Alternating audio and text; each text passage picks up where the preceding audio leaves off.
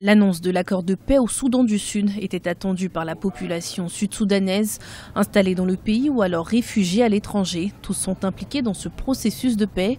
À Khartoum, la capitale du Soudan, des représentants de réfugiés sud-soudanais ont rencontré les parties impliquées dans les négociations de paix.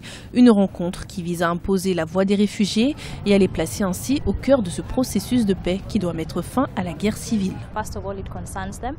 Les réfugiés sont les premiers concernés par cette rencontre. C'est à cause de ces violences qu'ils ont fui et ils doivent être certains que cet accord va se concrétiser. Si ce n'est pas le cas, ils ne reviendront pas et ils doivent poser ces questions pour se sentir suffisamment en confiance pour rentrer chez eux et commencer à reconstruire leur vie au Soudan du Sud. Selon le Haut Commissariat aux réfugiés, il serait plus d'1 million de réfugiés sud-soudanais à avoir fui les violences. L'Ouganda voisin est le pays qui a accueilli le plus de réfugiés sud-soudanais, une situation à l'origine de fortes tensions ces derniers mois.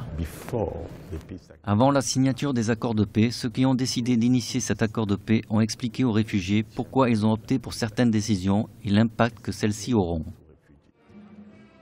Annoncé en août dernier, l'accord de paix entre le pouvoir et la rébellion au Soudan du Sud sera signé ce mercredi 12 septembre 2018. La rencontre entre les deux parties aura lieu à Addis Abeba, la capitale éthiopienne, à l'occasion d'un sommet de l'IGAD, l'autorité intergouvernementale pour le développement.